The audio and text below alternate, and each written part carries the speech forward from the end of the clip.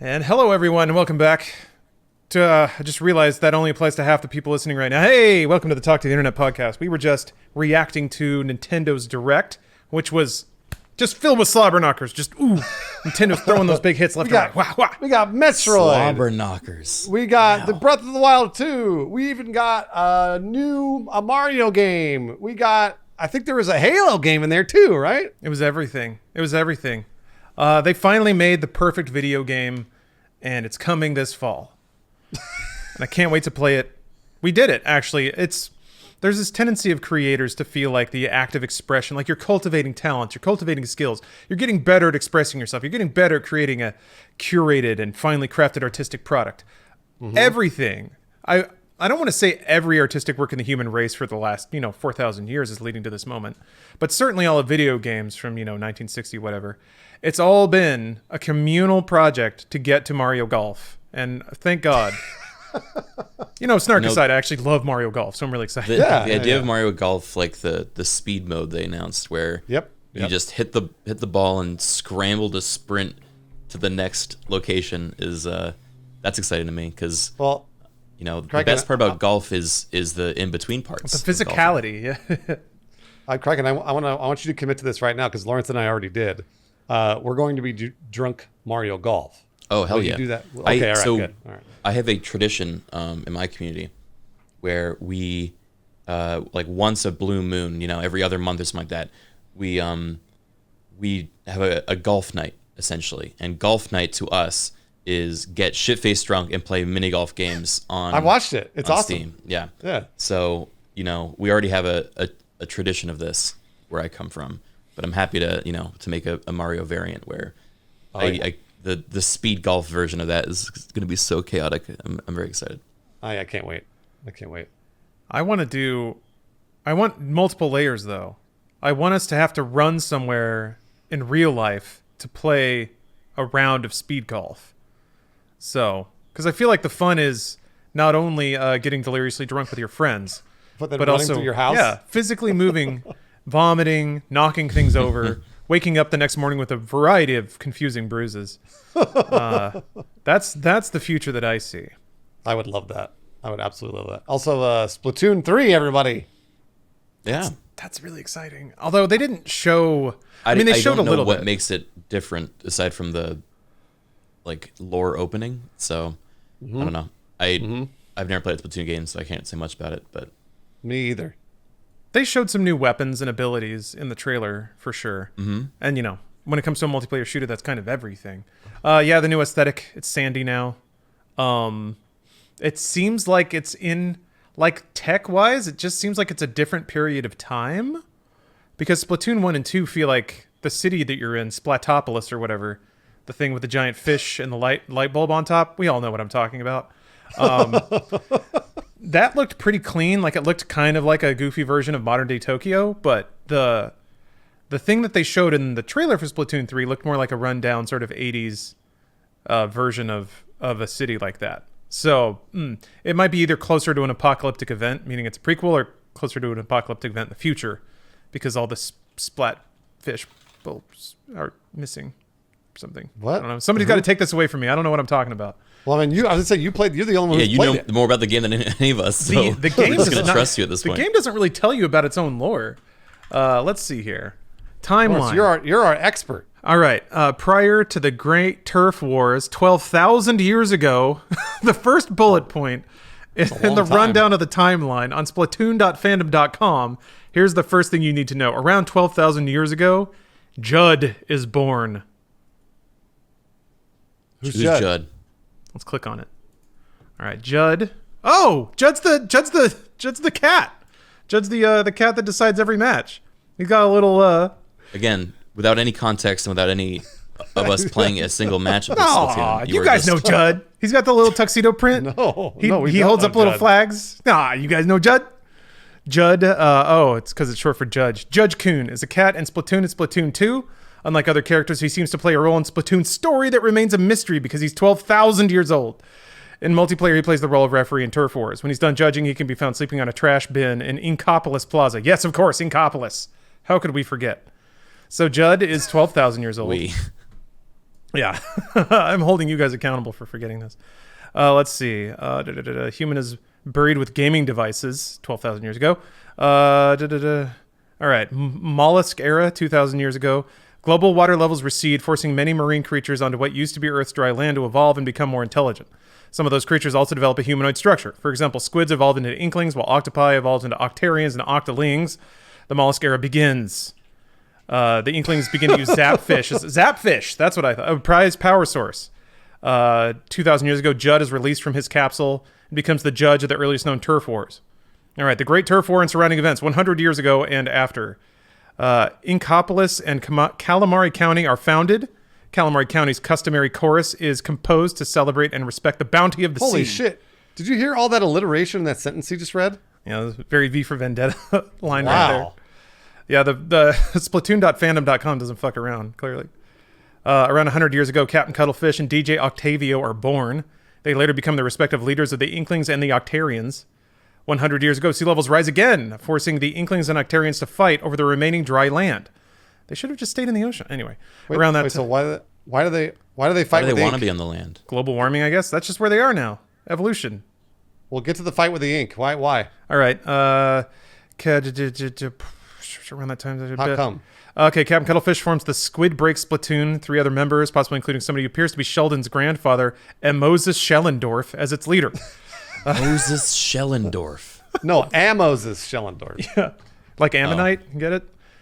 90, Moses. Okay. 99 years ago, Moses Schellendorf creates 5 or 8 blueprints for weapons. One or the other, Right. including one for the Hero Shot replica. 99 years ago, the Octarians were victorious through the course of the Great War, aided by their great octa weapons. However, a plug being pulled off deactivated their weaponry, allowing their Inkling enemies to prevail and defeat them. The Octarians were later forced into hiding into Octo Valley, where they built and lived in underground domes. So the Octarians have been living underwater. After 99 years ago, the turf wars became a popular competitive sport instead of serious conflict, as they used to be We're not 2,000 even- years ago. We're not even in the video game yet. Yeah. Not even there. That's a lot of lore. How is this like explained in the game? There are like scrolls you find that kind of tell the backstory through really pantomime-y, very low narrative kind of things. It's almost like ancient comic books or Yeah. like Sumie scrolls kind of. All right, here it is. Splatoon, present day. DJ Octavio begins his career as a disc jockey. That's Okay. important. That's the first thing in the whole DJ Octavio is pretty wars. Okay. important. The Octarians' underground domes show signs of collapsing and begin to lose power. Oh, no. Pearl and Marina, the hosts of Off the Hook, are born. That's good. They're born. Okay. We just gotta fast forward till they play a role in the plot. But anyway. Mary and Callie, the Squid sisters, are born in Calamari County. Agent 3, 4, and 8 are born. Inkopolis How fast do they mature into characters? How long we got for everyone to get 18 born years, first? Lawrence. Yeah, that seems- Criken, 18 years. seems really fast. Maybe Octarians age really quickly, or squids do. These In rules real have life, yet to be do you have set. any pescatarians? No, that's not right. Ocean doctors. What is that? Marine biologist? That's the one. Any marine biologists in chat, can they confirm or deny that squids and octopuses age faster than anyone? You know what? I can confirm that apparently squids and octopi are incredibly intelligent and remember us. Like if you went and swam and saw an octopus, and then you went and did it like 10 years later, it would remember 10 what you years look later? like. I'm serious. And also apparently they like can feel pain and they're super smart. Well, thank God they can feel pain. That makes me feel much better about all us humans and what we've done. Well, the reason I'm saying that is just to be careful. Like don't be mean to an octopus because it'll remember you and it'll be and then pain. they'll get revenge one day. I see what you're saying. Yeah. All right, long story Sorry to short. interrupt. How many No. more were born in the year? Oh, I blurred over it. It's starting to it's basically merging the present day into all one brick. So I don't know why characters being born is like an important. You can just assume that happened at some point if they're alive, but Well, but we don't know specifically when their birthdays are. this right? And this then- wiki doesn't either. Oh. Yeah, it just says question mark. Oh no. So Inkopolis hosts its first annual youth folk singing contest. Mary and Callie win the contest, and their career in fame as singers begin. Wait, how many years after them being born was that? We don't Can know. you work backwards? We're not You sure. don't know? Then how do we know when they were born? These are questions to be answered by Splatoon 3. I can only assume. This was written by one writer's assistant like 5 years ago. So just it doesn't matter. It doesn't matter. By the way, I saw very many polite people in both of our chats say, "All right, guys, I have to go," and then they left while we were reading Splatoon lore. Who you guys like better, Judd or Krusty Sean? Oh, Krusty Sean. Without seeing Judd, I like Krusty Sean. Yeah, Krusty Sean's great. He might have the best name in the game. It took. Oh, sorry. I was gonna say he's clearly very cool. He's a rad guy, and he's also dead, like because he's already been fried. Maybe he's just wearing that as like a jacket or something, which seems. For audio listeners, very dark. We're looking at a shrimp who's been fried. Oh Yeah, wait. yeah. Hold on, they say it. His fried body gives him the look of a tempura. It's actually just a slightly morbid designer jacket. That's even got a Oh. footnote. Slightly morbid designer jacket. Well, thank you for clarifying. First of all, like that's really nice they wrote that in. But second, that's like us wearing like a charred human flesh as a designer That's jacket. correct. Yeah, that's right. That's not slightly morbid. That's very morbid. I'm sure people have done that though. I bet humans have done Have that. they? Like they've worn like something that looks like other human skin, even though it's not. Yes, Silence of the Lambs. That he was a psychopath. That's Buffalo Bill you're describing. You think Krusty Sean's a serial killer? I mean, maybe. It's more like self-harm though, with his own skin that's been fried. Yeah, you're right. You're right. Yeah, Lady Gaga wore a meat dress. It's true. That's Krusty right. Sean he's a fashion pioneer. I'm trying to think of other cool pun names. The fat cat is really nice. Damn, I gotta look up other top characters from Splatoon now. I don't have Well, to. yes. The thing is, from like someone 1,000 miles away, I always thought like the Splatoon characters were the coolest part about it, without knowing anything about the game or ever trying the game, which isn't really fair of me to reduce it to that. But I do think, even looking at the characters so far, I'm like, hell yeah, I vibe with that guy. Look at all the legs he's got. What a cool idea. But it has not moved me to actually want to try the game. And that's, No, absolutely not. No, same over here. That's interesting, Criken, because to hear you talk about your nostalgia for like Rare's output in the late 90s, I would think something like Splatoon lands exactly in that particular register. I think it's just the gameplay, like not feeling like I have kind of an open world exploration or control of my character, and instead I'm like just arena fights one after another. Again, like the campaign mode may have changed that to some degree in the recent games, but I've not, I missed the boat, so to speak. So I never felt Get the it need because to you're a get squid caught or up. whatever.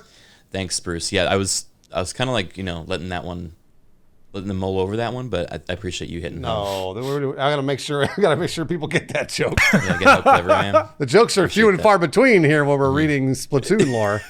Yeah, you gotta take any like kernel of entertainment and like show it in Milk everyone's it. face and like, look, You gotta milk we're it, yeah. still doing content. Splatoon 3 is gonna be great. That's the important thing. And y'all should listen to the soundtrack for Splatoon 2. Not Bruce Bruce is Criken, good just too. the entire world. Looking through some of these can't ancient listen to it? scrolls here. Also, Xenoblade Chronicles characters in Smash. Yeah.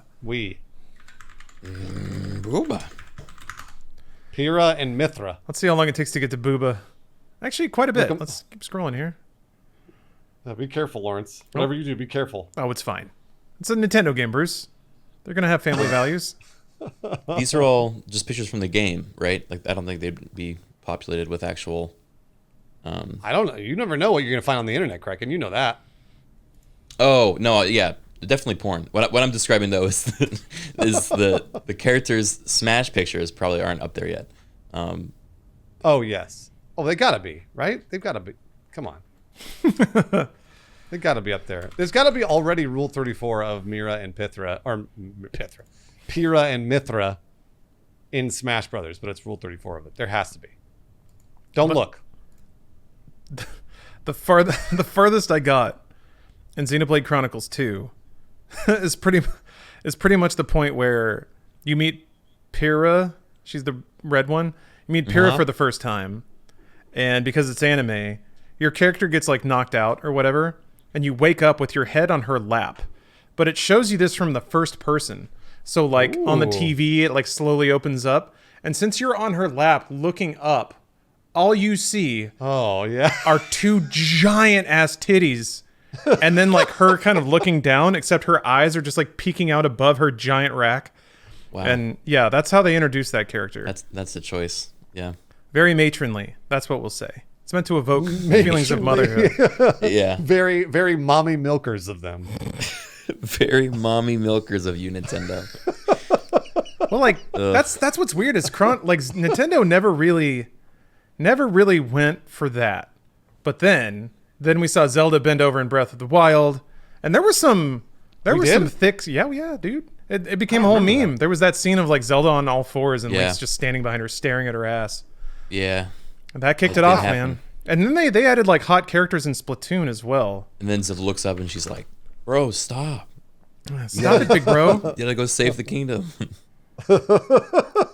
People got all horny for one of the hosts in Splatoon 2. Yeah, there she is, Marina. That's it. Where's the hot? Yeah. Well, yeah, she's pretty hot. What's the other one's name? But like she's got like a plunging waistline and stuff. So there's some Nintendo's character design has gotten slightly hornier over They've gotten a little, just scrolling past that one. Risque. Slightly hornier. Dude, that's what the You're playing a very dangerous game, by the way. On just Google Images, searching through it right now. The art director walked in and said, "Can we make Marina slightly hornier, please?" Yeah, dial up the horny just a little bit. Well, there we go. Turn it up. Oh boy, she must be eating a coconut or something. Oh my god. What? What's the problem, Criken? We're looking at it's a kid's game. She's got vagina bones. That's just some milk. She got milk on her face. I shouldn't have clicked on that. Nope, I did. She got vagina bones. They added vagina bones to a squid girl. Isn't that called? That's called the Adonis belt. It's called the Adonis belt. On a dude, yeah. That's called the Adonis belt on anybody. Why am I here? I'm just having like existential crisis right now, like watching this. Sorry, because you have been in the video game entertainment sphere for what 15 years, Criken? Mm-hmm. That's why you're here. That's why you're looking at horny pictures of Marina. Thank you, Bruce. It's put my whole career into context, and I'm never been prouder. Good. I just want to make sure you know. Sometimes you're not above this, Criken. Don't pretend you're above this. Yeah, you're right. You know, I need to take my booba medicine and just kind of, enjoy the ride. I don't know, Craig. I repeatedly appreciate the decorum and grace that you handle yourself with. No, be hornier.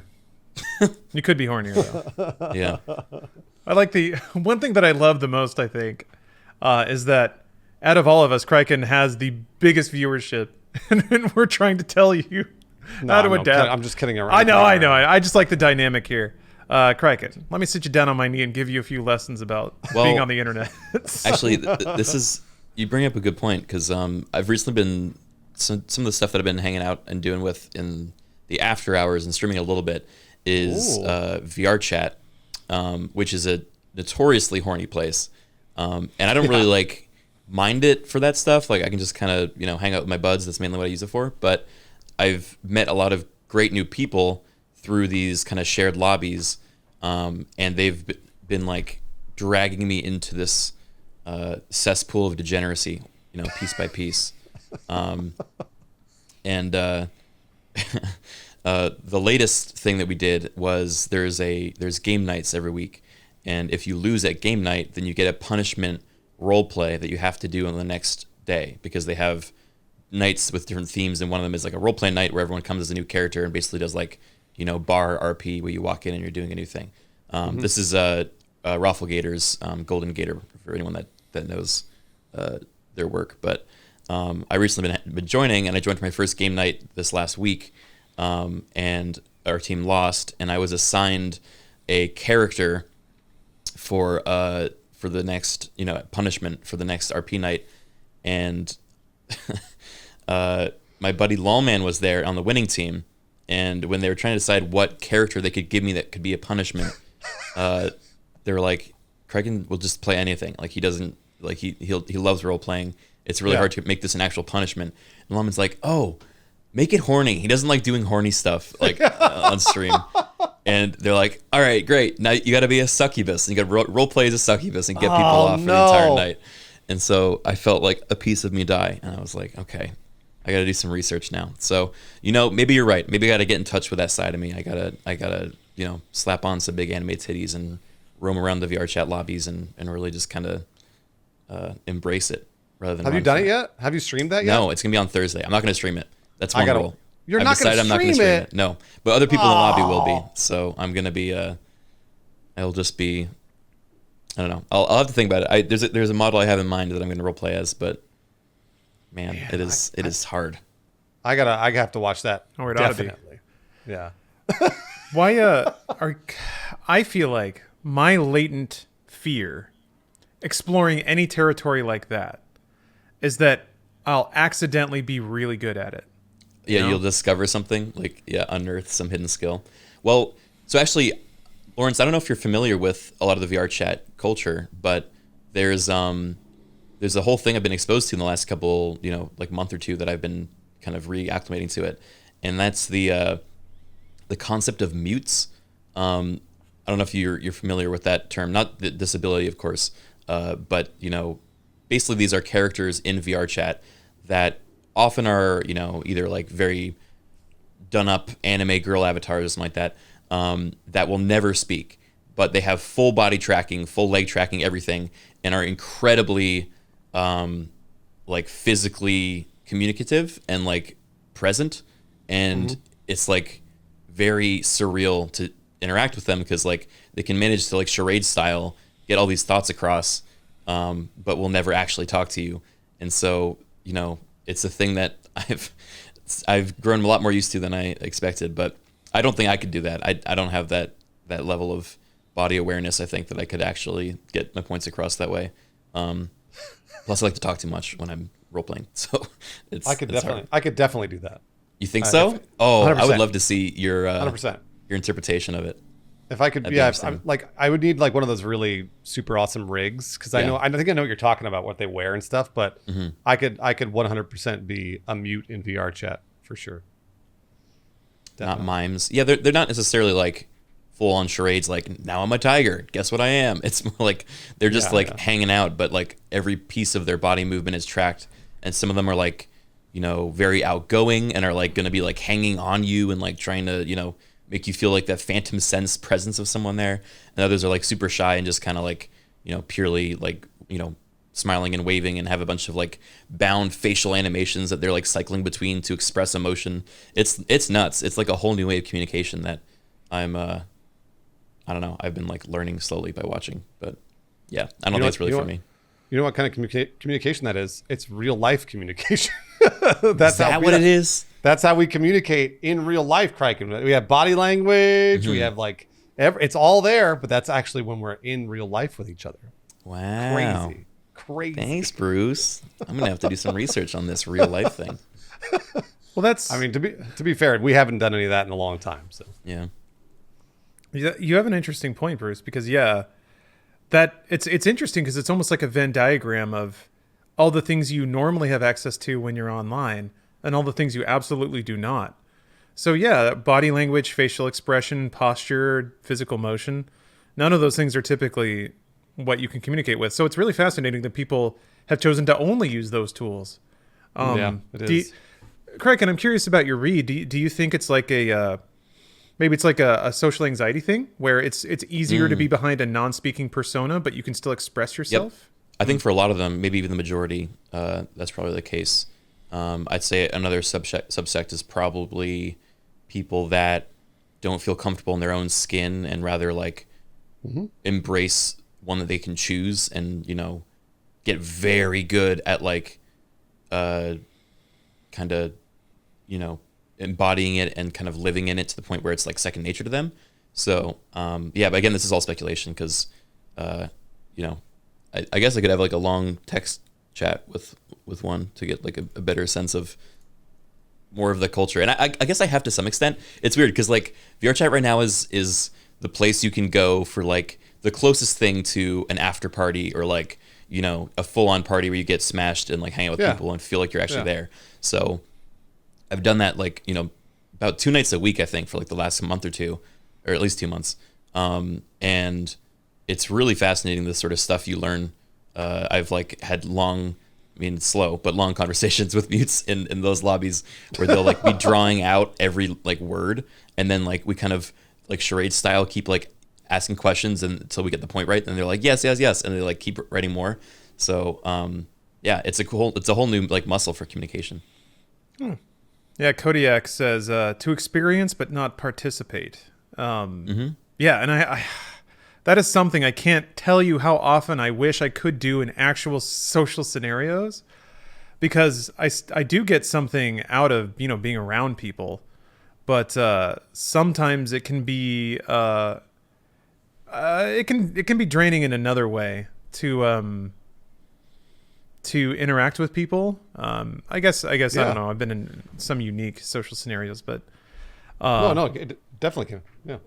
Yeah, I often wish that there's a switch that I could flip where other people talk. Like, just feel free to talk about whatever you want. I want to learn everything about you, but I don't want to have to like be worried about composing my, like, I just want to fade into the background while I hear other people's conversations. I want that so badly. I want to be in a one-way mirrored cube hovering over a bar where I can just have drinks and be around people. But yeah, I like to take on the listener role. Exactly. That's exactly, I think, what the appeal is of VR Chat Lobby, because there's not that same pressure of like, let's say I'm having a conversation with you at a party, and then like you just have the overwhelming desire to leave because I'm boring the shit out of you, and you're like, oh man, now I gotta like make up an excuse. I gotta walk away. I've gotta like, you know, make sure he doesn't take it personally. Is he gonna know, like, you know, how I like that? There's all these kind of mental loops that you're going through. But then like in a VR lobby, it's like you can literally just like respawn, change avatars, you know, walk over here, say like disconnect and like have, you know, if you're overwhelmed, just like leave, like you can just, you know, close it whenever you want. But it's really cool because you can just kind of plant yourself at a bar and just hear all these conversations going on. Some of them you can enter, others you can just watch. You can even like get a super tiny avatar so that no one bothers you, and you just kind of like perch yourself somewhere and just mute and just watch everyone. I've done that before too. There's one I found that is a little ferret wearing a jacket that is covered with marijuana leaves, and he's got a giant blunt on his back, and he's called Weed Ferret. And I just kind of walk around, and I'm about 1.5 inches tall, and he'll just watch people talking. I mean, you guys are just getting to what I've been saying for a long time, and Ace 102 just said, which is, I mean, that's a big appeal of the internet in general. VR chat is just the latest iteration of that. It's just being anonymous. You don't have to worry about your interactions at all because there is no consequence. Well, I think one-upping that, leave. It's anonymity, but it's with your own personal persona and choice and brand that you can layer on top of that. So of course. like, yeah, that's awesome. It's anonymity, but you can pick your avatar. You can pick, you know, the lobbies you hang out in. Like there's a ton of different like small iterations and choices you can make that will further hone your sense of self, while still remaining anonymous. You know. Yeah, no, that's the whole point. I think of all that stuff is that you can. I mean, you're basically doing whatever you want. And again, there are no consequences. So it doesn't matter if you choose a specific, you know, avatar, and then people are like, oh, that doesn't match what the avatar would do or whatever. It's like, well, this is what I would do. And then if they really don't like it, you can just leave and you'll never see them again. And it's weird because to me, that has always been, for me, in large crowds, I was always like, oh, well, I'll never see these people again. So, like, for example, if I fart or something, and then I fart in a large crowd, and then like somebody's like, oh man, like, I can't believe somebody farted, and then I'm gone. Like, they're never gonna see me again. That guy. How do you land on? Well, pun intended. Where do you land on farting on airplanes? Oh, I mean, like, because you're in a I'm going tube with people. Yeah, I mean, you're gonna fart on airplanes, but like, I try not to, of course, if I can help it. Do you ever? Okay, so you there's. Gotta sometimes. I agree, and that's what I think a core moral quandary is. which is maybe a bit of a divergence. So I'm gonna bank that thought, and then first say that I think a lot of what you guys are talking about also crosses over into VTubers, which I think is a really cool phenomenon. Yes. Yeah. I think there's a lot of people who want to perform, but there's something scary about getting in front of the camera with your own voice and your own face and your own name, and exposing yourself to the world in that way. I think a lot of people, I shouldn't say a lot of people. When I first got on the internet, and I've seen this happen in like role playing as well, where if you have the opportunity to present a curated persona to somebody, a lot of people kind of subconsciously try to find the best parts of themselves and put it out there. And that leads into all kinds of weird problems when people start to react negatively to that persona because it was supposed to be the perfect version of you. Interesting. Again, this is just my own. Wow. I hadn't connected that. Yeah. That had never been my interpretation, but I'm curious to hear that. Do you have any examples, or I guess like, maybe when you've done that in the past yourself? Yeah, I shouldn't speak generically. This is more specifically about me because when I got on the internet, it was something I noticed pretty early on. I think when I was like 18 or 19, is that if I talked to girls on the internet, it went pretty well because I was pretty clever and like could flirt okay. But if I did it in person, holy shit, completely different story. Because all of my insecurities and bad body language and tone of voice, like all those things. BO, and horrific BO. All those things betrayed the image that I was trying to sell, and I was much better at doing that online because I got to choose what I said and when and exactly what it sounded like. So I wonder sometimes if VTubing is a good and like explicit way for people to go onto the internet as a different persona, but then keep their own souls and their private life separate from that. I think that's probably quite a bit healthier mentally than what we've seen before, which is humans becoming influencers and then, having to figure out what part of them belongs to the world, what part of them is still just them. That divergence between how people, because if you're like an influencer and it's your face and your name, and then somebody sees the wrong thing and they jump to conclusions and they say, aha, that person is racist, then you're looking at that being like, I don't think I am. And it's different if it's that, or if somebody points to the dinosaur costume that you put on before you go on the internet and say that dinosaur is racist. And the dinosaur made a racist comment, and you're like, and then you can, as the creator of the dinosaur, be like, hey, this was an error, as opposed to, hey, I promise I'm not a bad person. It's a different kind of defensiveness where you can actually remove yourself from the equation. I respect that. I think that's I agree that the future of content creation and curation, having that level of not being all in with not just separation. The separation of yourself as a character and as a person is like super important. And VTubing allows you to do that so far the easiest and the most like natural way. What you're describing too, Lawrence, is an actor, because basically an actor can go out and play different parts. Yeah, you can play an evil character and not be different people. Yeah, and then and because this is something you hear all the time. It's like there's somebody's playing a bad guy or a good guy, or whatever. They come up to them and like, "Fuck you," on the street, and they're like, "Whoa, wait a minute! Like, why are you yelling 'fuck you'? Because you were a bad guy in a TV show that I loved." Well, they were just an actor playing a part, and so they can go, "Well, that was just me playing a part. That's not really me." And I think Lawrence is really hitting on something interesting there, which is the stuff that we do, where you put your face and your name to us just hanging out, playing video games, whatever, making content, etc. There's less of a separation than there is if you're an actor or a VTuber or whatever. Yeah. Iceman in your chat, Lawrence, makes a really good comment. VTubers I watch, he says, VTubers I watch talk about how hard it is though, because sometimes they can't tell people who they are, like the Hololive English girls can't reveal themselves to their friends. That's another thing that I've been thinking a lot about, because I've also been kind of dabbling in the VTuber world and like trying to learn more about it, but it is somehow sounds like it could be even lonelier than like content creation is already, if you're only exclusively known and part of the appeal is that you're known only as a character, then making lasting and trusting relationships and friends outside of that is like a big challenge. And I can't imagine what it would be like to bring someone into your personal friend group and fold, and then have them, turn out to be a bad person and like kind of flip out, and then, leak, for example, your like personal details as this character. that would be life changing for your entire role, so much more so than us who, we're already kind of in it. We're already kind of steeped in that gray blur between person and character. So I don't know. I hope there's precautions being taken and people that are looking out for that, because it sounds really tough. Mm-hmm. Absolutely. I never considered that. I didn't know that protecting one's personal identity was so sacred in the VTube culture. I honestly don't know much about it. So it's interesting to get those perspectives, or maybe I'm misinterpreting. It sounded like it was like superhero level critical that people's actual names and identities don't get associated with their persona. Yeah. I think this is the closest that this is to that example. I mean, it's not always true. Like, there are, I think, a fair amount of YouTubers that also post pictures of themselves and, are trying to live that double life. I wouldn't consider myself a VTuber, but I have done like a couple of VTube streams as a character.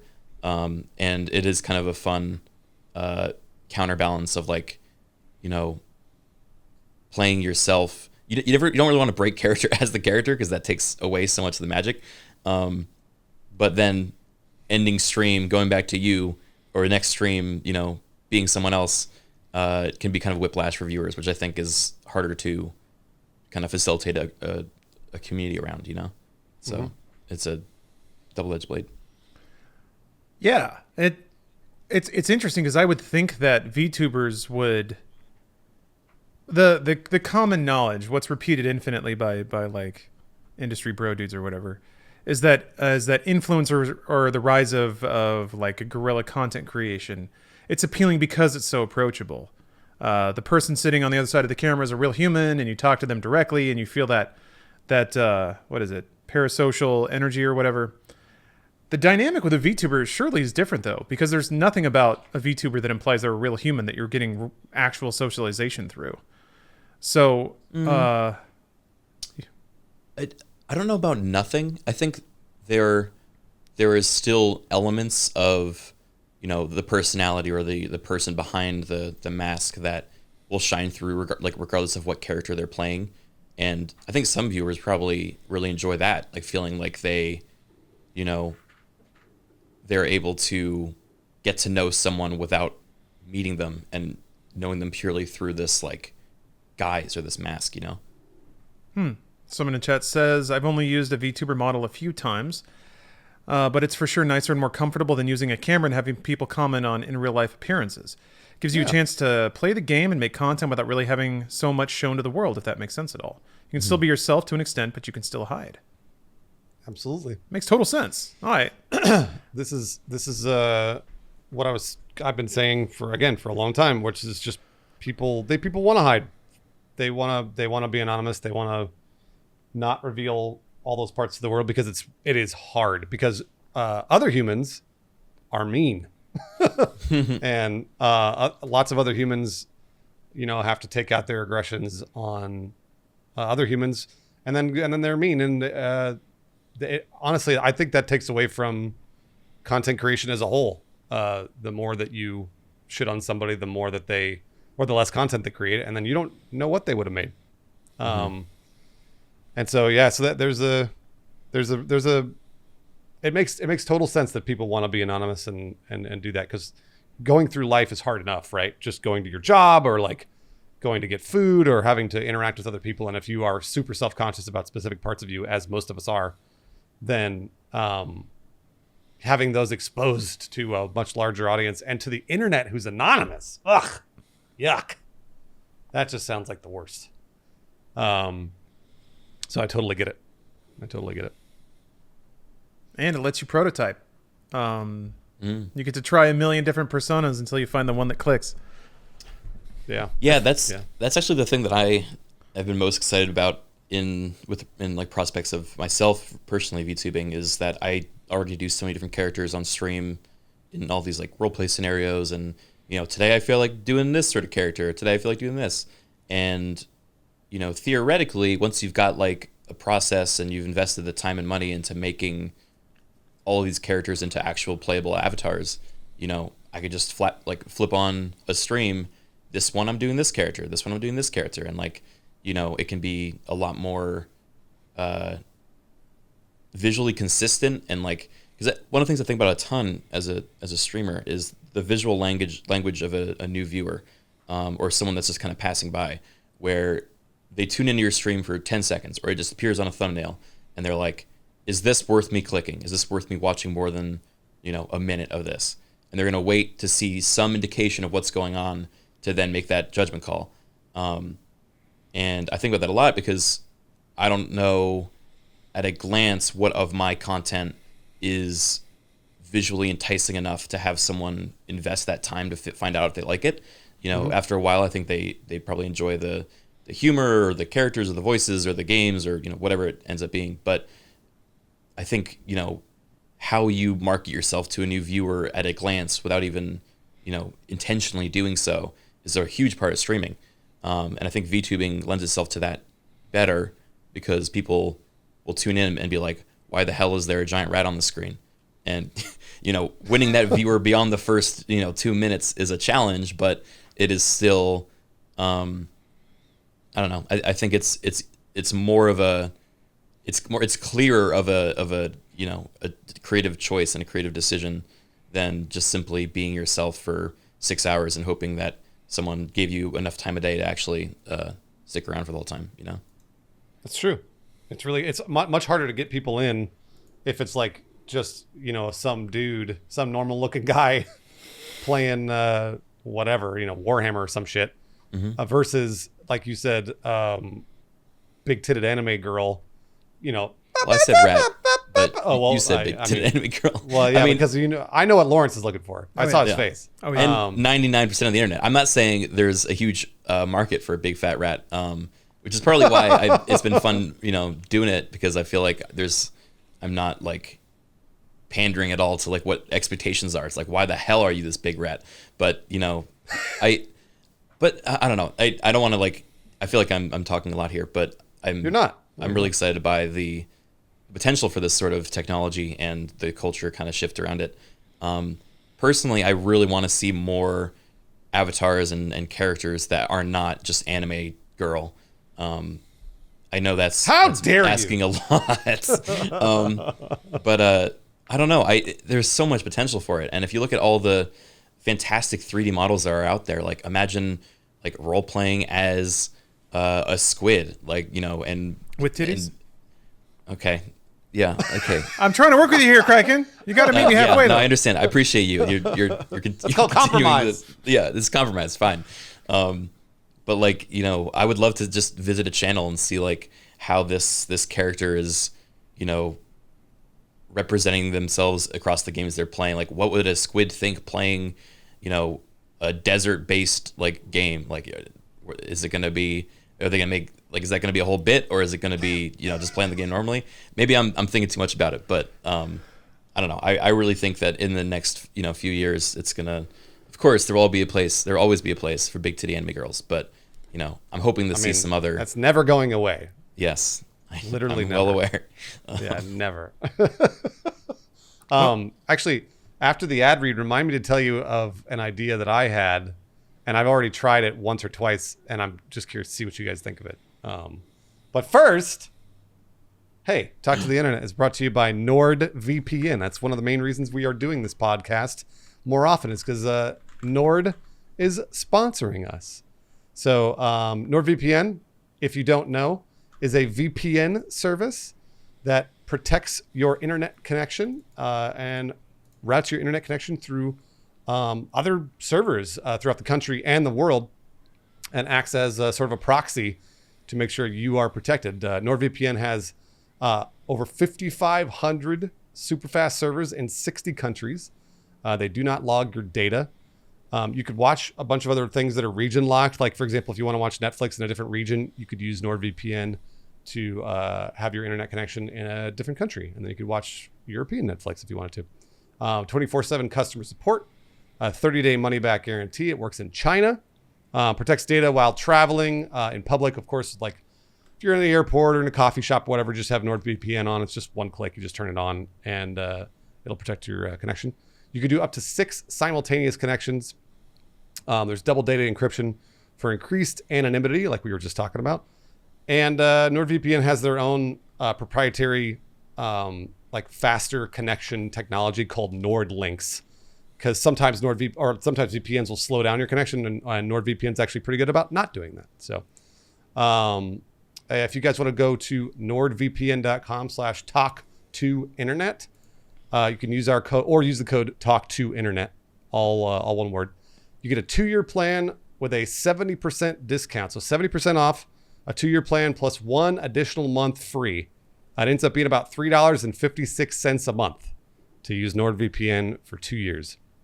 So again, go to nordvpn.com/talk2internet or use code talk2internet to get a 2-year plan, 70% off plus 1 month free. Thank you again, NordVPN, for sponsoring us. As always, they've been sponsoring this podcast for months and months and months. And we appreciate it. Thank you, NordVPN.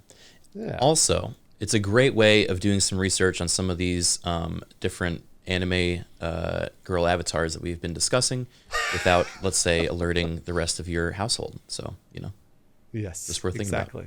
That's a really good point. One of the testimonials on NordVPN.com comes from a Twitter account that's been suspended. Cool. What? So if you're playing loose on the internet, if you're out there, if you're on the dark net, That makes sense, actually. crunching the NordVPN's bits, connected with the seedy underbelly of Twitter. Well, it makes sense hacker that dude was using a VPN because he probably got himself in trouble doing something else. This dude says, "I am hardcore" in all caps in his bio, and he vouches for NordVPN. So Clearly he's hardcore. if you want to be as hardcore as this guy, he's even got a pinned tweet from Architect at the top of his nothing but class on this gentleman on the internet. So be like that I guy. am hardcore. Remember, that does not reflect on NordVPN. These are just people that think they're cool hackers. Well, yeah, I'd like to think we all think we're cool hackers. I mean, you more than most, Yeah, I Lawrence. guess that's true. You more than most. Thank you, NordVPN, for protecting us on the internet. As always. I'm going to get into those CDVR chat rooms. You don't want people sniffing your data. They're going to be sniffing plenty of other things. I need to get more into VR chat. It is the intersection of sociology and technology. And I just love what happens to the human experience when you start just messing with the chemistry a little bit. Like social scenarios where you get to choose what senses are, like you get to choose your physical appearance. You get to choose what other people see and hear from you. Yep. Cool stuff. And It's also got a really, depends on where you hang out, of course, but because there's communities for everything. But I've met a lot of super talented and creative people there. And, I don't think that would have been possible on any other site or context, but being able to literally wear your work as a skin and then show off like a unique or distinct feature that you've added to it is super cool. So, yeah, I recommend it. couple of good inputs from chat here. Adam Frostburn says, I've realized since getting into VTubers, the amount of female streamers I'm watching has increased dramatically. So many of the ones I follow seem incredibly three-dimensional, wonderful, and hardworking. But I've noticed that I basically watch zero standard female streamers. Do you think it's purely the anime/Japanese styles that are making me enjoy VTubers more, or could there be something else? I'm trying to wrap my head around my own feelings on this. This is a big presumption for me, Adam. I would say what you're seeing is those people being able to perform without worry or hesitation. Because like somebody else said in chat earlier, who I presume 99% is female. If you're a girl on the internet, you have to have shields up like all the time because people are going to say shit and you have to deal with it. And if you don't deal with it, then other people are going to say things. Like I've seen the dynamic where it only takes one asshole in chat to talk about boobs, and usually me, and then everyone starts talking about boobs. And then like if you're just there and you just want to play fucking Stardew Valley and everyone's talking about your tits, then it's really annoying, and that changes the temperature of everything. But if you come on with like a persona, then I feel like that not only messages to the audience that it's more about the performance and the character, but if there's one person who is all about tits, then even under the persona, I think it's a lot easier to deal with that or to direct the conversation, as opposed to it like it's the character dealing with it and not you as an insecure person singling one person out in chat, and then the other chat turns on you, and the temperature gets weird. And I think operating this, I'm speaking as a dude who usually doesn't have to worry about these things, But my read would be that female performers, if they put on a persona, feel like they're actually allowed to do their jobs, which is perform and entertain, as opposed to, spending 40% of their mental energies trying to like make sure that creepers don't show up and make the thing weird. I don't know. Is the creeper problem a factor with VTubers, or I guess I haven't seen an audience dynamic under a female VTuber. That's a really good question and a good kind of comment to bring that up. Again, I'm not an expert on it by any means, but I liked your read that it allows entertainers like women to be a lot less concerned about their appearance and personally attacked or microanalyzed if you have just kind of a like perfect skinned little like idea of yourself that you can export as your product in this anime character that already solves all of that, and you can focus on entertainment, and it also lets you have you can explore things like being more like lewd or fucking shoving your booba on page a lot more without it being a you thing. It's like it's a character thing, and therefore it's less objectifying. I think I've seen that with a lot of YouTubers that I've seen is like they're more comfortable being lewd with their characters because it is all make pretend in a character, and it's not them leading someone on or just giving the perception of that they're leading someone on. I think that's a big fear for a lot of women streamers, is that like you kind of develop these we're not going to use the S word anymore, but basically this little like patrol of hardcore fans that are diehard in love with you in one way or another, and separating that from your actual person is kind of it can be tough. It can be really scary sometimes. But when they're an anime girl, like, oh, it's okay to obsess over this anime girl because it's not real, and like we all know that. But like you can pretend. Let me go even further on this and even speculate more about Adam, the commenter. And by the way, Adam, this is not a reflection on you personally or anything. All the stuff we're saying, this is just us sort of guessing as to what your comment was about. But even to go back to your comment, it was to paraphrase, he doesn't watch normal actual human female streamers, but instead watch VTubers that female actual females play. Maybe your perception of a female streamer is different because you're seeing them as a female that you're attracted to, or maybe they're a female that you're like, oh, like I wonder if like we could meet in real life or whatever. And like I know that this is a very stereotypical response. Like everyone's always like, oh well, going back to Criken's S word, everybody's doing that for female streamers because maybe one day they'll date me or whatever. Try and remove yourself from that perspective too, Adam. And again, this may not be for you, Adam. You may not think like this at all, but some other people may do. And instead, just think of them as a person, as an entertainer, and then treat them as such. Treat them as you would normally treat an entertainer if you were to see them in real life. Be nice to them, and instead of thinking of them as like somebody I'm attracted to, or like somebody maybe I have a chance with, or whatever. I actually don't think. I think our audience, specifically us three, all three of our audiences are more intelligent than most, and generally don't feel that way. But it's just something to think about. I do think that, I think that there's certainly a point to be made, and I've seen people dance around the concept. The concern that, VTubing right now is dominated by what largely, and through the lens of anime, have been very packaged female concepts of human beings. They're not people, they're just collections of behavior types. Your tsunderes, your yanderes, what have you. So I do think that there may be something about presenting yourself as a packaged character that makes you easier to approach or easier to think about in an entertainment standpoint. So I'm, again, white dude, not going to say that they're the same, but what I, there's always a but. What I noticed is, Bruce, when we started, I was thinking that too. Yeah, no one ever makes a disclosure and just leaves it there. But I'm going to do it anyway. Yeah. White guy, I'm not supposed to keep it in. Come on now. It's my power to say whatever's on my mind and suffer no consequences.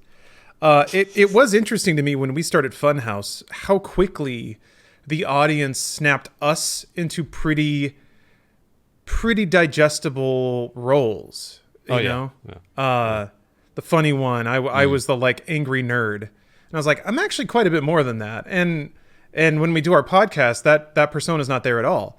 But, you know, the people that watch the gameplay videos probably don't watch the podcast, whatever. But they don't have any interest in knowing me more than that, nor should they. As far as their life goes, I'm like I'm 30 seconds of shouting in the background. So that's who I am to them. That's fine.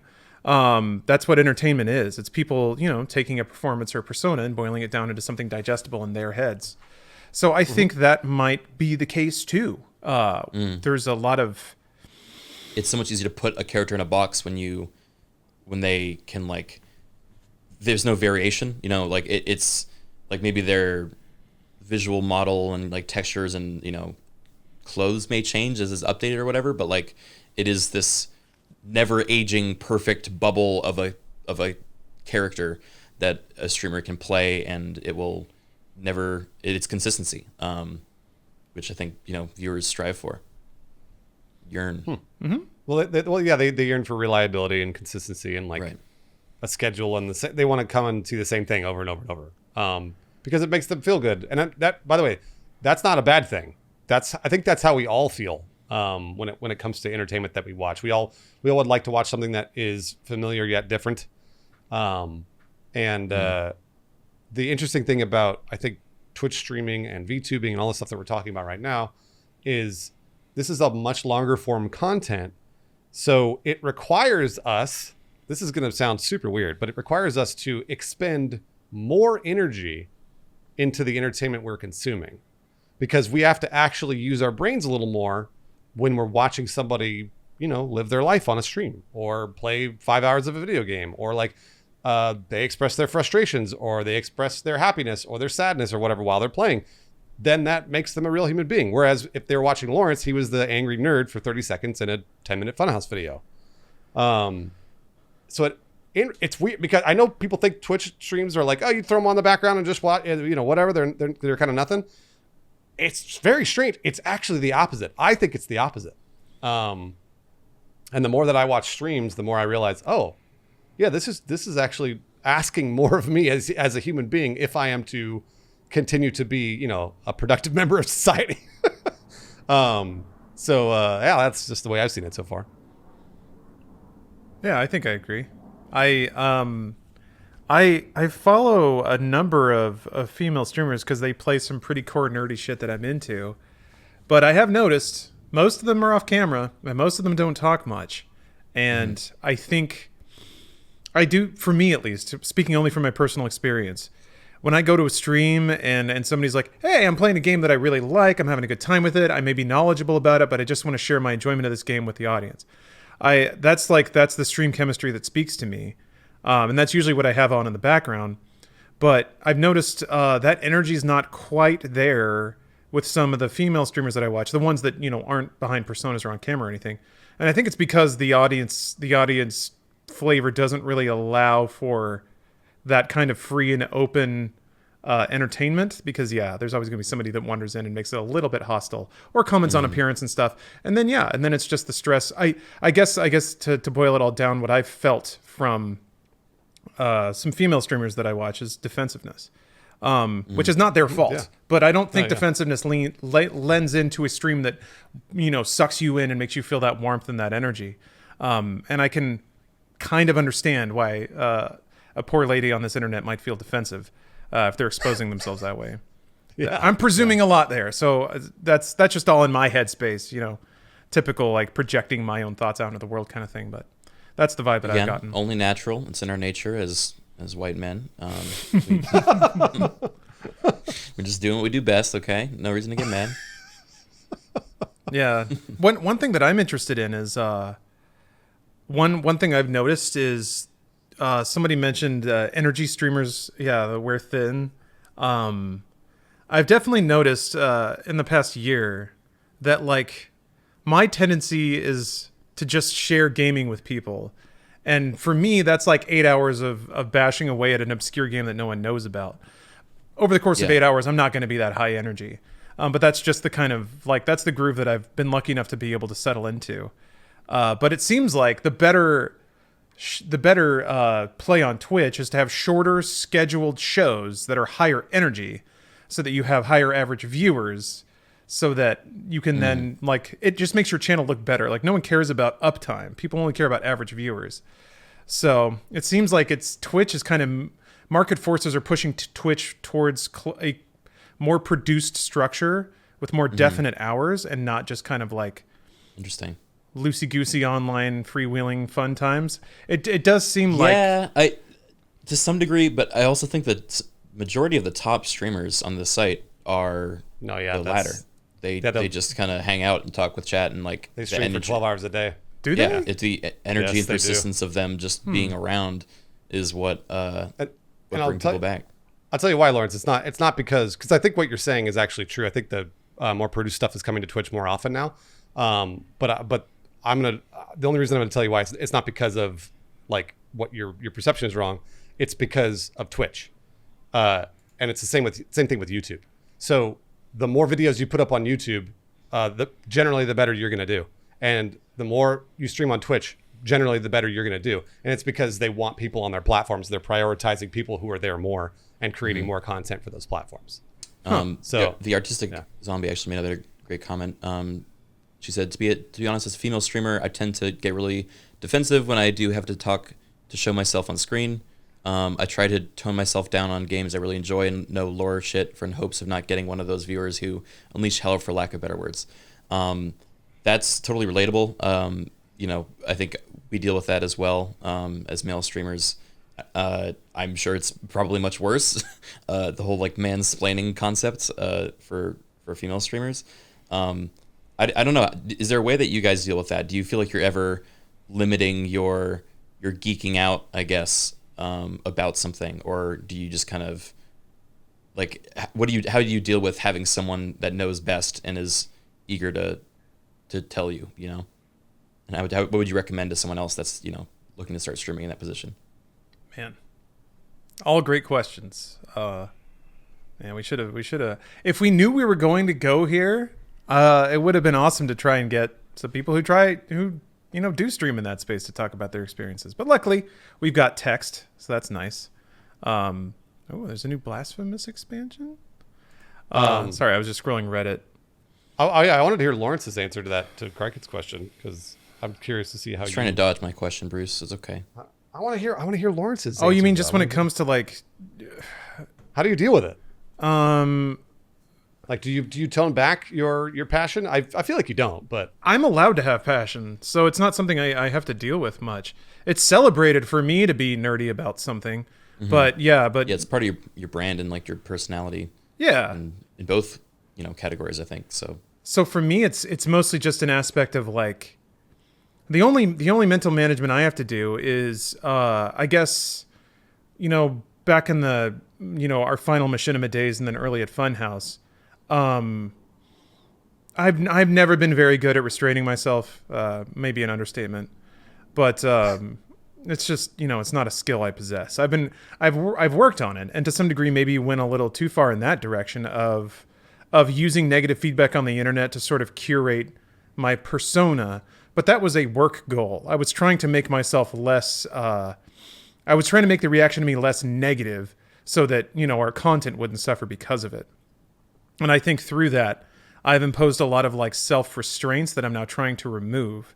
Mostly because for a long time, I just didn't like, for a long time, my logic was in the headspace of like, well, if there's something I want to say and it's only for me, like it's only for me to gas out and it's going to make somebody else annoyed, then why would I even say it? For a while, I tried to operate under those rules. Now I'm kind of slipping back into I have a pretty good sense of what I know is what's right and what's fair. And if I say something or express myself and somebody else has a problem with that, then they're the asshole and that's not my problem. Yeah. Basically giving myself permission for other people to be assholes. But that's like the extent that I ever have to deal with it, is just telling myself to not care what people think. Throwing back to Artistic Zombie. Let's see here. Okay. Just trying to make sure I didn't miss anything. I was going to add that my stream and my community have been a blessing because you can really nerd out, and he does it in exchange. Yeah, I mean, I'm allowed to do that though, so it's I often appreciate the fact that I don't have to be interrogated every time I express nerdy stuff. But I don't think that is going to net a lot of people. It'll net certain kinds of people. But Criken, to your point, if you come into my stream or somebody else's stream, and we're sitting there dropping bricks of lore about a video game that came out 15 years ago, or reading a Splatoon wiki, who would ever do that? I think that that's going to appeal to certain people. Those are my people. So to some degree, the bait you put out there is the fish you catch. That's a weird analogy. So what I think the problem is, because I'm kind of above the self-sufficiency line, which I'm very, very grateful for. But when somebody's trying to make it, when trying to build an audience, and you don't have connections or a reputation you've already built on another platform, if you don't have any of that stuff, then you gotta compromise more. Kind of like Criken putting big old titties on that squid. And do it. That's I think where it can get weird, because I think in that dynamic, ladies have a lot that they can compromise with because dudes are horny all the time.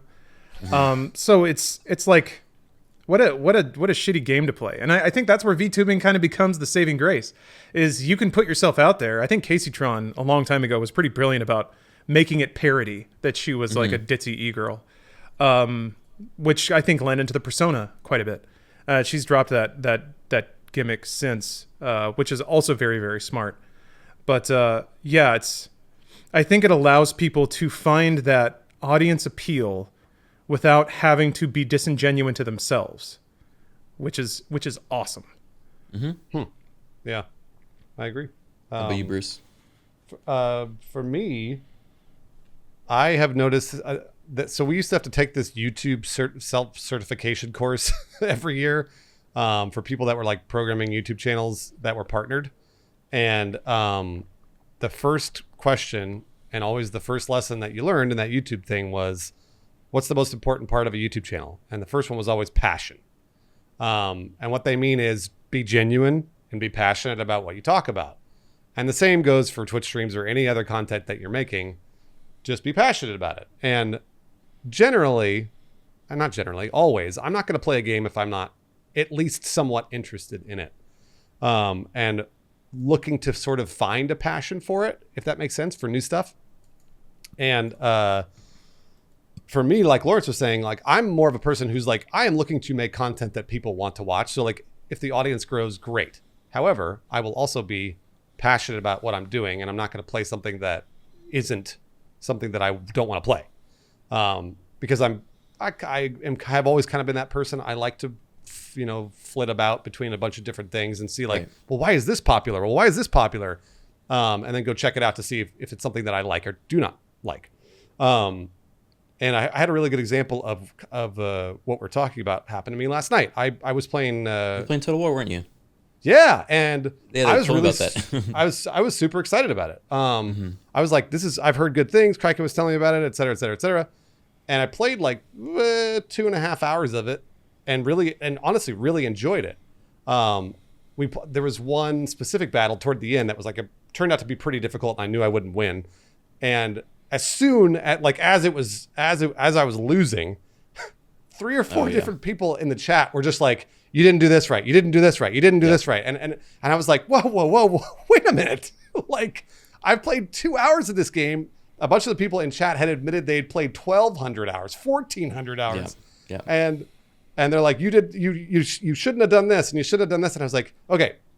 So there's a really interesting thing about these sorts of things. So if you're going to backseat people or whatever, just be polite. That's it. Mm-hmm. Just be like, oh, hey man, like, it's, next time if you're going to get in this situation, you might want to be a little more verbose about it, versus streamer do thing wrong.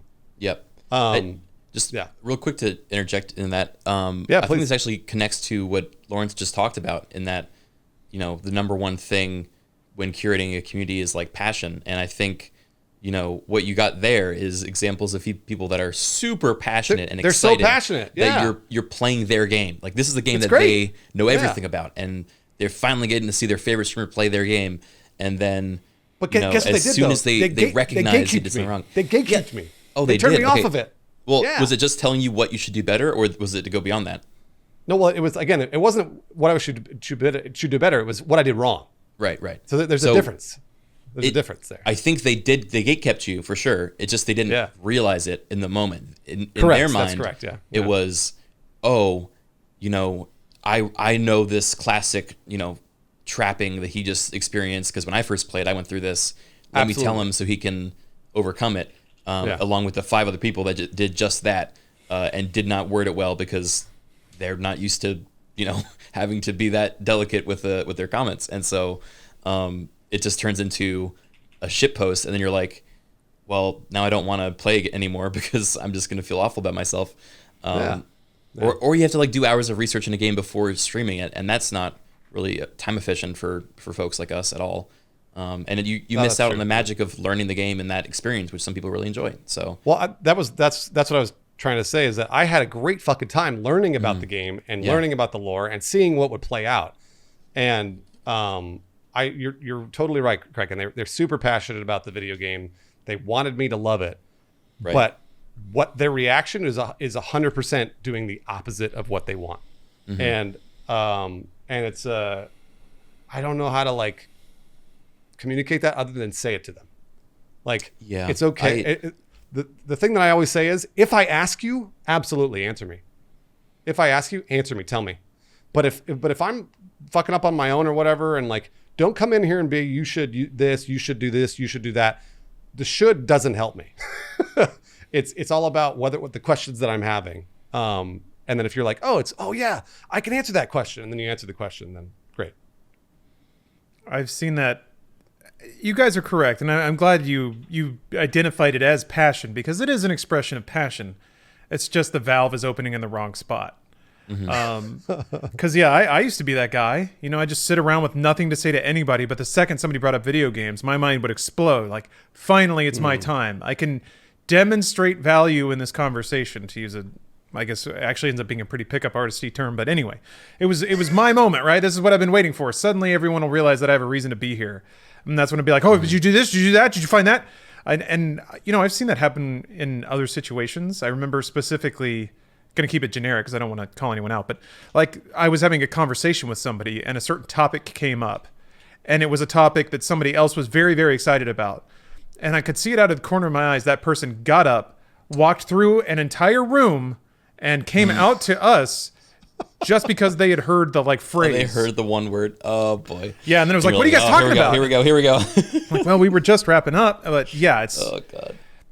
You know, people do it, and it's not an action that comes from a place of malice most of the time. I do think that there is that. I think Dr. 11 had mentioned it, is that there are people who are used to larger streams just being a cacophony of whatever. So, you know, you scream at your TV when you're watching the football game. Oh, you bonehead coaches should have thrown a pair. Like, right.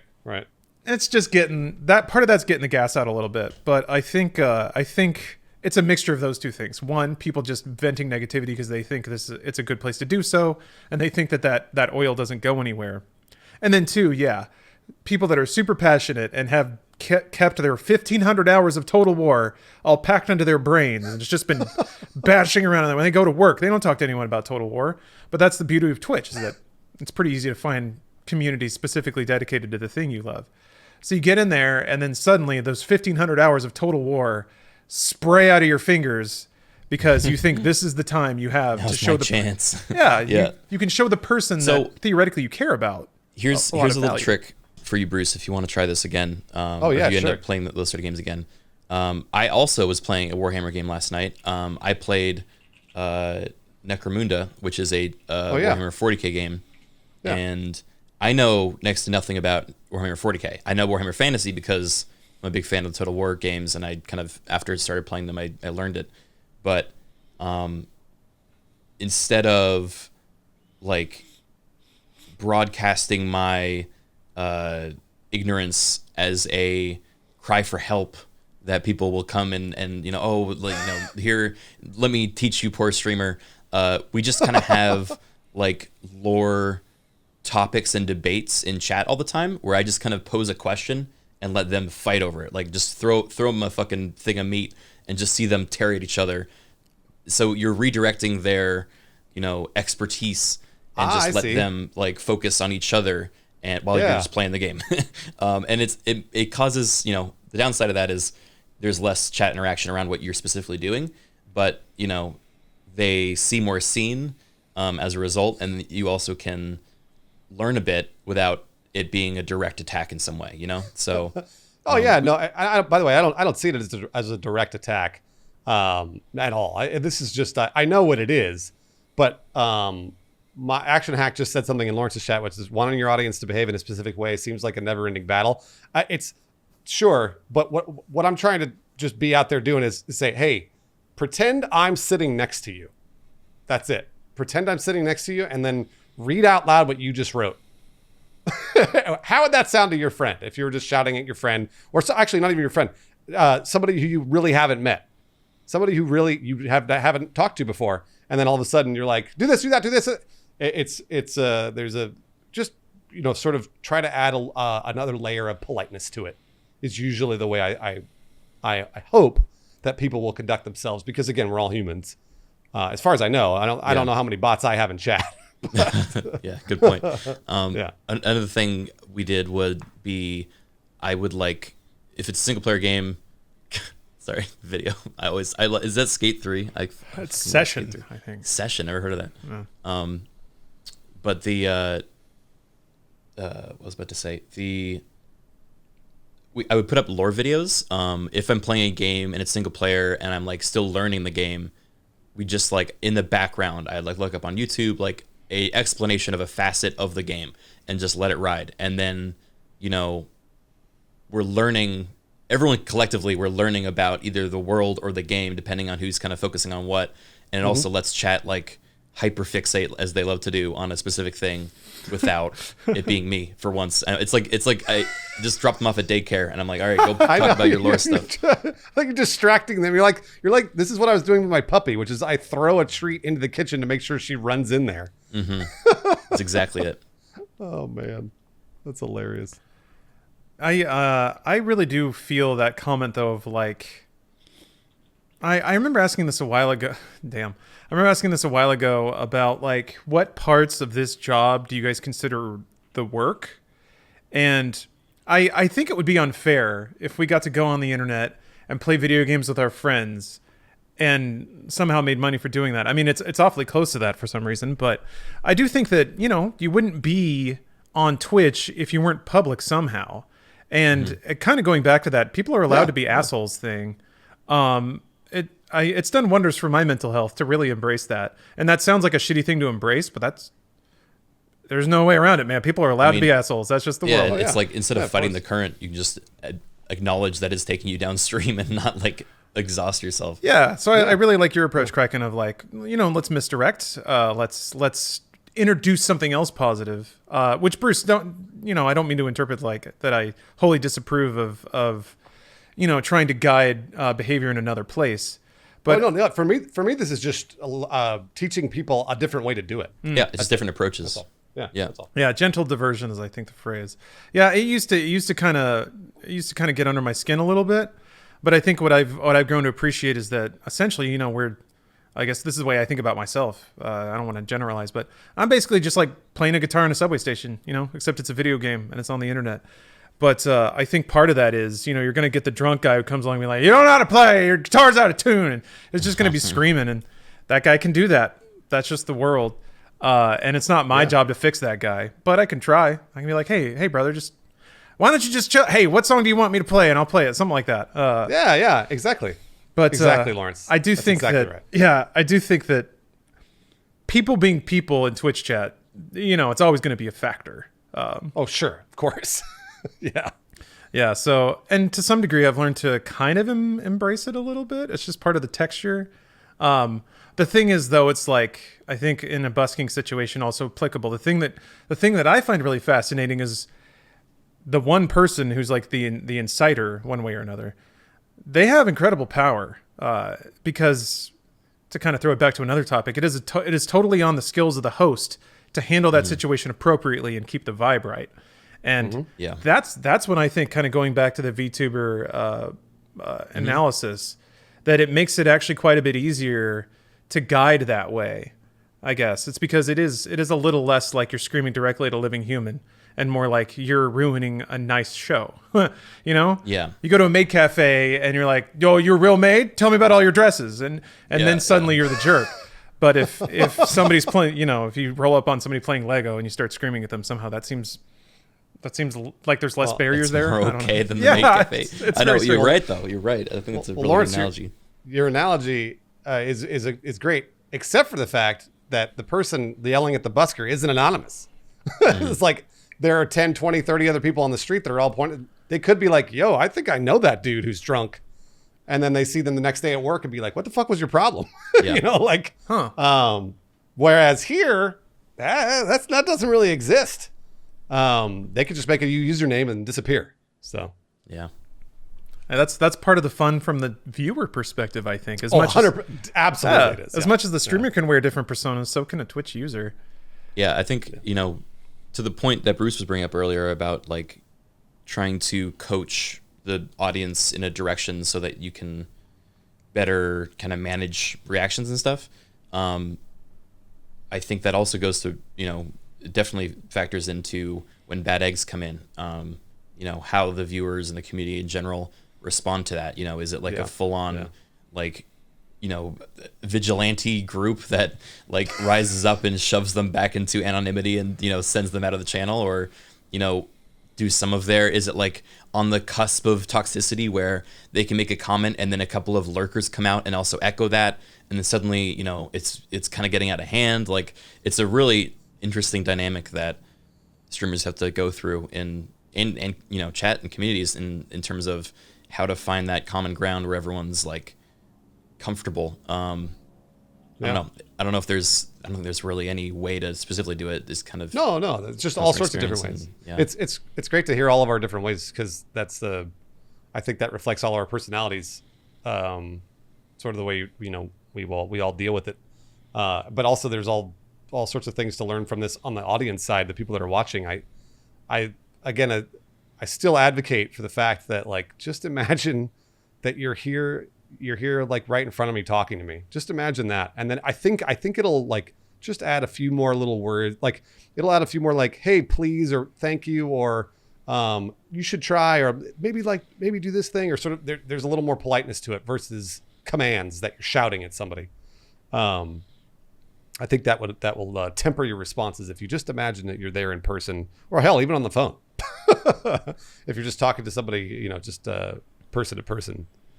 So somebody brings up an interesting point. Shallon says that text is tough, and I've seen this on Twitter. Very tough. It's really easy to assume tone, and I think some messages are like curt, and you can, I think, properly assume a particular tone there. But I think what gets scary is, you know, if you have people English as a second language or something like that, they may write out they may not put in all those nice little words that imply tone. It may just be like, oh, you missed a key. And in that moment, maybe I have a moment of self-doubt, and I read that and I'm like, oh man, everyone in chat thinks I'm a shit gamer and this guy's making fun of me, you know. Well, I'll show him. Hey, you can't tell. Hey, if I want to miss a key, maybe I wanted to miss the key. Maybe I'm playing how I want to play it.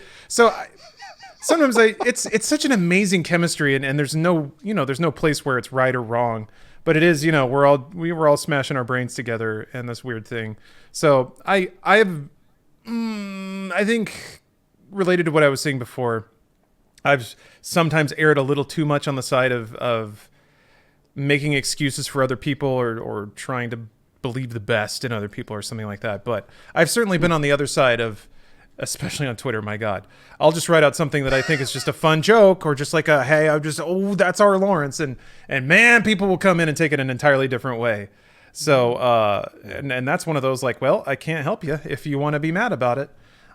So yeah, I think it's part of me also remembers in the back of my head that the tone that I read things with may not be the tone that they were written in, but you know, it's easy then to think like, well, somebody should have written it better. But it's, you know, I usually say ask questions. That's usually my answer to that, because I've seen people be like, oh, well, don't assume tone. I'm like, all right, well, then I just start asking questions. I'm like, well, okay, so what did you mean by this?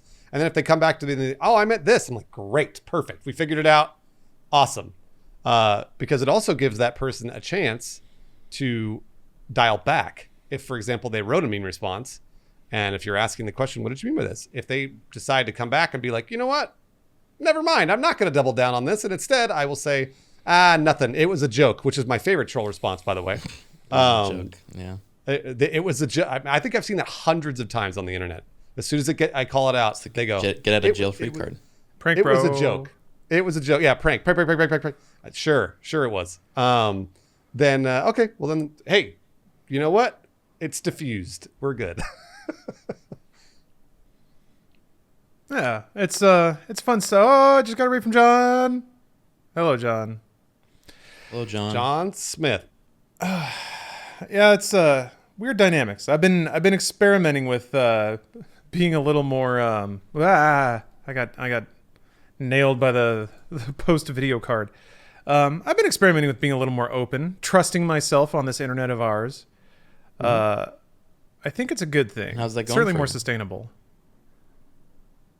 And also, if I piss people off, who cares? It's not my problem. You interpreted the wrong tone. That's on you. Guys, I think we made it to the end of the podcast. I think we did. Oh, hell yeah. We did it. Criken, thanks for sticking around. I know you're busy, so Yeah. Well, not every day I get to talk with my buds. So it's not. it's Really not. One of these days we'll get to hang out and be in a room again like we used to. Remember when we used to do that? I remember. Seems like yesterday. No, it was more than a year ago. That's how Someday. it feels to me. What are you guys doing tonight? There's actually a group thing that I'm getting thrown together. I'm not sure if you guys are busy, but you're welcome to join if you'd like to. Oh, shit, Lawrence, you should tell them what we're doing. We don't have to be. Bruce and I are going to play Resident Evil 6 together. Oh, a co-op? Yeah. That's good stuff. Yeah. I played it last Yeah. week, and everyone in chat was like, why aren't you playing this with another human? Because, playing Resident Evil 6 by yourself Yeah, no, co-op It's is the way to play Resident Evil. the for most sure. depressing thing, even though I had the time of my life. So, Bruce, you better get ready. It's a hell of a so ride. ready. Does anyone know, and I'm asking the questions, so you can say, and I won't yell at you for backseating, is the prologue of RE6 co-op, or do you have to play through that on your own? Like all the tutorials and your Leon and the helicopter. Usually it's all co-op. I'm trying to... Resident Evil 5, I think I remember playing it together. Okay. Obviously it is. Okay, good.